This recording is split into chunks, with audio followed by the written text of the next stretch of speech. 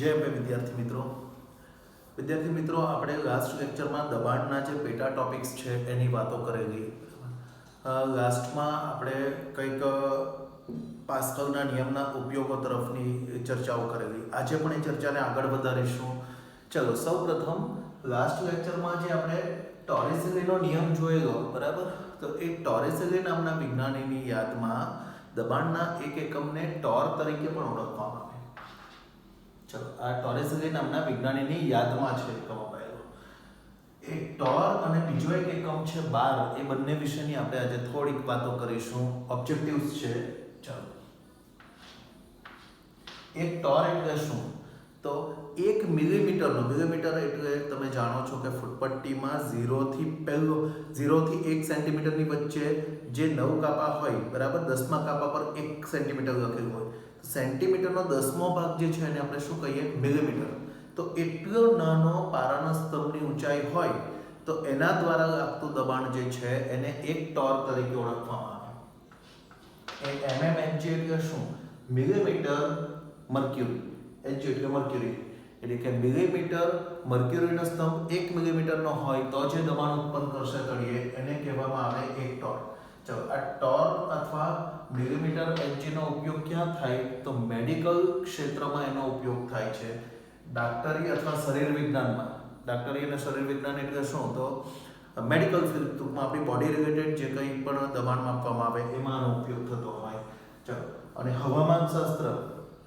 વેધરની જ્યારે વાત હોય હવામાનની ત્યારે જે દબાણ વાતાવરણનું જે બધું દબાણ માપવામાં આવે એમાં આનો ઉપયોગ થાય બારનો અથવા નાનો મૂલ્ય હોય તો મિલીબાર તરીકે બારનો 1000મો ભાગ એને મિલીબાર કહેવામાં આવે ચલો એક બાર અને પાસ્કલ વચ્ચેનો સંબંધ આવો છે આનો ઓબ્જેક્ટિવ તરીકે આપણે મોડે કરવો એક બાર બરાબર 10⁵ પાસ્કલ બરાબર આ એક રિલેશન છે બંને વચ્ચેનું જે આપણે યાદ રાખીશું ચલો હવે આ નાનકડો એક ટોપિક ઓબ્જેક્ટિવ માટેનો પૂર્ણ થયો બીજા 3 ટોપિક્સ આજે આપણે જોવાના છે આકૃતિવાળા દબાણને રિલેટેડ અને પાસ્કલના નિયમના ઉપયોગ આવશે બધામાં ચલો એકદમ ઝડપથી ને ફટાફટ આવડી જાય એવા છે ફર્સ્ટ ખુલ્લી નળીવાળા મેનોમીટરમાં આ એક સાધન દર્શાવેલું છે એ સાધનની મદદથી દબાણ કેવી રીતે માપવામાં આવે એકચ્યુઅલી આપણે લાસ્ટ લેક્ચરમાં જે ટોરેસેલીનો નિયમ જોયેલો પ્રવાહીના સ્તંભની ઊંચાઈ મેળવેલી રોજીએ બસ એક્ઝેક્ટલી એ જ વસ્તુ છે કે સાધન બદલાયું છે ચાલો અહીં જે સાધન આપેલું છે યુ આકારની નળી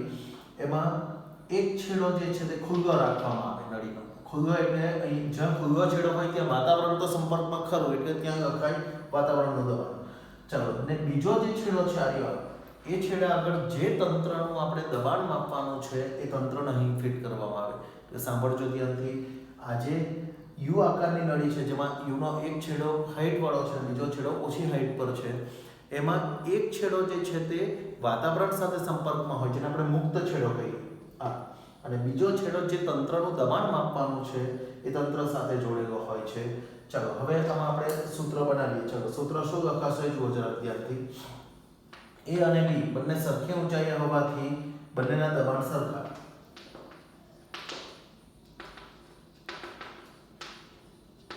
ચલો A પર લાગતું દબાણ A બિંદુ આગળનું દબાણ બરાબર B બિંદુ આગળનું દબાણ ચલો A બિંદુ આગળ જે તંત્ર જોડેલું છે એનું દબાણ કેટલું છે P જેટલું છે તો અહીં લખી દઈએ P ચલો અને B બિંદુ આગળ અહીં કેટલું દબાણ લાગશે આ કેમ સરખાયું આ બંને એક જ હાઈટ પર છે જોજો એટલા માટે A નું દબાણ બરાબર B નું દબાણ ચલો B બિંદુ આગળ દબાણ કોનું લાગવાનું એક PA અને બીજું આ H ઊંચાઈના સ્તંભનું દબાણ કેટલું થાય ρgh તો આ સૂત્ર બન્યું PA ચલો આમાં P જે છે એને કહેવાય નિરપેક્ષ દબાણ ચલો એ આ તંત્રનું જે કુલ દબાણ છે નિરપેક્ષ કોઈની સાપેક્ષે નહીં બરાબર અને PA ને આ બાજુ લઈ જઈએ તો P - PA આ P - PA ને કહેવાય ગેજ દબાણ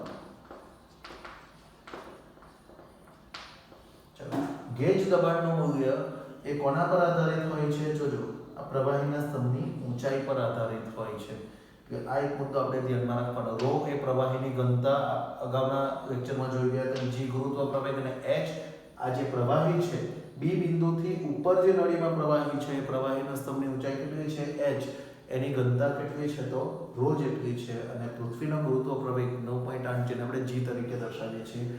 ચલો તો આ રીતે આપણે મેનોમીટરની મદદથી પણ દબાણ માપી શકીએ. બરાબર, એકદમ સરળ છે. અગાઉ જે થિયરી જોઈ ગયા પાસ્કલના નિયમના ઉપયોગો તે જ રિપીટ થાય, ખાલી સાધન જ બદલાય. બરાબર, સેમ જ એઝ ઇટ ઇઝ છે. ચલો, પાસ્કલના દબાણ પ્રસરણનો એક નિયમ છે, એની આપણે વાત કરીશું. એ નિયમ આવો છે. કોઈ બંધ પાત્રમાં, જો આ એક પાત્ર છે, એની અંદર અહીંથી એક હવાચુસ્ત પિસ્ટન ફિટ કરેલો છે. ચલો, આ હવાચુસ્ત પિસ્ટન અંદર કંઈક પ્રવાહી ભરેલું છે. બરાબર, કોઈ બંધ પાત્રમાં જો દબાણ આપવામાં આવે તો એ દબાણ બદલાયા વગર, સાંભળજો ધ્યાનથી, એ દબાણ બદલાયા વગર પાત્રમાંના દરેક બિંદુ પર એક સમાન રીતે પ્રસરે અને પાસ્કલનો દબાણ પ્રસરણનો નિયમ તરીકે ઓળખવામાં આવે. ફરીથી સમજો જરાક ધ્યાનથી. ચલો, પાસ્કલનો દબાણ પ્રસરણનો એટલે શું? તો બંધ પાત્રમાં આ નળીઓને હમણાં ભૂલી જાઓ. બરાબર, 4 નળીને ભૂલી જાઓ. આ બંધ પાત્ર, આ બંધ છે અહીંથી એમ તારીખ. ચલો, આ પિસ્ટન એક જોડ્યું હવાચુસ્ત. હવે આ પિસ્ટનને આપણે ધક્કો મારીએ તો પાસ્કલનો નિયમ એવું કહે છે કે બંધ પાત્રમાં જો દબાણ આપવામાં આવે તો એ વધારાનું દબાણ, એનું મૂલ્ય ઘટે પણ નહીં, પરંતુ એ દરેક બિંદુએ એક સરખી રીતે પ્રસરે. અહીંયા દરેક જગ્યાએ એક સરખી રીતે પ્રસરતું હોય છે. ચલો, આ નિયમને સાબિત કરવા માટે એક પાત્ર દર્શાવેલું છે. પાત્રમાં કેવી રચના છે? જો એક ચેમ્બર જેવું પાત્ર છે, એમાં એક પિસ્ટન હવાચુસ્ત. ચલો, આમાં કોઈ પ્રવાહી ભર્યું છે. એમાંથી હવે 4 આ રીતે નળીઓ લેવામાં આવી. ચારે 4 નળીઓની હાઈટ એક સરખી રાખી. બરાબર, પણ અહીંયા જો એક નળી ઉપર છે, એક નળી નીચે છે. રેન્ડમલી ગમે તે, આપણે તો કહ્યું કે દરેક બિંદુએ દબાણ સમાન રીતે પ્રસરે, તો આપણે બધા બિંદુએ જુદી જુદી રીતે નળીઓ ગોઠવી. ચલો, હવે શું થશે? પ્રયોગ શું છે? અહીંથી પિસ્ટનને આપણે ધક્કો મારીશું. બરાબર, ચલો, ધક્કો મારીએ એટલે શું થશે? આ દરેક નળીઓમાં પ્રવાહી ચડવા માંડવાનું. હવે આપણું સામાન્ય લોજિક એમ કે કદાચ ઉપરની નળીમાં વધારે આ ઓછું અંતર કાપવાનું એટલે વધારે પ્રવાહી જતું હશે કે એવું આપણને વિચાર આવે, પરંતુ એવું થતું નથી. મિત્રો, અહીં શું થશે? જેમ ધક્કો મારીએ તેમ દરેક નળીઓમાં એક સરખું પ્રવાહી ચડશે. આજે પ્રવાહી જે ઉપર ચડ્યું એ દરેકમાં, ભલે આ નળી મોટી છે, આ નાની છે, પરંતુ દરેક નળીમાં એક સરખી હાઈટ પર પ્રવાહી જશે. હજી જોરથી ધક્કો મારીએ તો એક સરખું પ્રવાહી બહાર નીકળશે. એક હાઈટ આપણે દોરેલી છે, એક સરખી રીતે પ્રવાહી ચારેય ખૂણામાંથી બહાર નીકળશે. બરાબર, આવી જ રચના આપણે પણ બનાવી શકીએ. આપણે પિચકારી જોઈ છે. બરાબર, ચલો, પિચકારીમાં ધારો કે આગળનો છેડો આપણે બંધ કરી દઈએ, પિચકારી જે સાઈડ પરનો ભાગ છે ત્યાં આપણે નાના નાના છિદ્ર પાડી દઈએ, પછી ધક્કો મારીએ, દરેક છિદ્રમાંથી એક સરખા વેગથી એક સરખું પ્રવાહી બહાર નીકળશે. ઇન શોર્ટ, બધી જગ્યાએ દરેક બિંદુએ દબાણ કેવું મળ્યું? આ નળીમાં અહીંયા એટલે આ 1 2 3 4 બધા પોઈન્ટ પર દબાણનું મૂલ્ય સમાન રીતે પ્રસરે. જે ધક્કો અહીં માર્યો એ ધક્કો અહીંયા વધારે લાગે, અહીંયા ઘટી જાય એવું નથી. ઘટ્યા વગર એવો શબ્દ વાપરેલો છે કે ઘટતો પણ નથી. દરેક બિંદુએ એક સમાન રીતે પ્રસરતું હોય. ચલો, અને પાસ્કલનો દબાણ પ્રસરણનો નિયમ તરીકે ઓળખવામાં આવે. ચાલો મિત્રો, એનો ઉપયોગ એક દર્શાવેલો છે. આ ઉપયોગ અગત્યનો છે. Hydraulic lift. હાઇડ્રોલિક લિફ્ટનો મતલબ શું થાય? ચાલો સમજો ત્યાંથી. હાઇડ્રોલિક લિફ્ટ એટલે એવી રચના કે જેમાં ઓછું બળ આપીને વધારે કાર્ય કરાવી શકાય. ઓછું બળ, આપણે ઉચ્ચાગરનો સિદ્ધાંત ને બધું શીખેલા કે એવી ઘણી બધી મિકેનિકલ રચનાઓ છે કે જેની અંદર આપણે ઓછું બળથી મોટું કાર્ય કરાવી શકીએ. ચાલો, હવે એવી જ એક રચના છે કે જેમાં પ્રવાહીનો આપણે ઉપયોગ કર્યો છે, તરલનો, એટલે હાઇડ્રોલિક લિફ્ટ કહીશું. ચાલો, અહીં શું કરેલું છે સમજી બધી. એક સૂત્ર પણ આપણે મેળવવાનું છે. ચાલો સમજો ધ્યાનથી. એક પાત્ર બીકર આકારનું ગોઠવવામાં આવ્યું. એ પાત્રનો એક જે છેડો છે, બરાબર, આ બીકર આકારના પાત્રનો એક છેડો જે છે તે સાંકડો રાખવામાં આવ્યો. આ ઇન્ટેન્શનલી, પર્પઝફુલી, જાણી જોઈને રાખવામાં આવ્યો છે. એક છેડો સાંકડો, બીજો છેડો પહોળો. બંને છેડાઓ પર હવાચુસ્ત રીતે એને બંધ કરી દીધા. બરાબર, કોઈક સરકી શકે એવી રચના લગાવી દીધી, પિસ્ટન લગાવી દીધો. અહીંયા પિસ્ટનની સાથે સાથે એક રચના જોડેલી છે, સ્ટેન્ડ જેવું જોડેલું છે. બરાબર, કે જેના ઉપર આપણે જો બુકની અંદર આકૃતિમાં કાર દોરેલી છે. એટલા માટે એ છે ને દર્શક તરીકે બતાવેલી છે કે તમે સમજી શકો કે કાર જેવી ભારે રચના પણ ઉચકી શકાય. અહીં કોઈ વધારે દળવાળી વસ્તુ, ભારે વસ્તુ.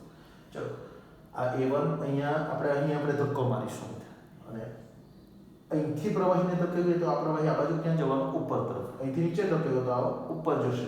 આ ધક્કો પ્રસરતો નિયમ શું છે? બધા બિંદુએ દબાણ કેવું હોય? એક સરખું હોય. ચાલો એ જ નિયમનો આપણે ઉપયોગ કરીશું. તો અહીં આને ઉપર તરફ ધક્કો લાગશે. હવે પ્રશ્ન એ થાય કે આપણે જેટલું બળ આપ્યું એટલું જ બળ મળશે કે વધારે બળ મળશે? એને આપણે ચેક કરવાનું છે. નિયમ શું છે? દબાણ એક સરખું હોય. આ છેડા પર દબાણ P1 અને અહીંયા મળતું દબાણ P2. તો P1 અને P2 કેવા રહે? સરખા. ચાલો હવે આપણે સૂત્ર લખીએ. P1 નું સૂત્ર કયું? બળ ભાગ્યા ક્ષેત્રફળ એટલે 1 છેદા F1 ભાગ્યા A1. P2 એટલે F2 ભાગ્યા A2. અને સાદુરૂપ આપો. અહીં મળતું બળ F2 બરાબર, ચલો A2 ને આ બાજુ લઈ જાઓ એટલે F1 આ A2 અંશમાં આવ્યો એટલે A2 ભાગ્યા A1. ચલો આવું આપણને પરિણામી બળનું સૂત્ર મળ્યું. બરાબર. ચલો પરિણામી બળ જે મળે છે F1 આપણે આપેલું બળ છે અને F2 સામે મળતું બળ છે. બરાબર. તો આ બંને સરખા હશે, જુદા જુદા હશે? ચાલો જરાક શક્યતાઓ વિચારીએ.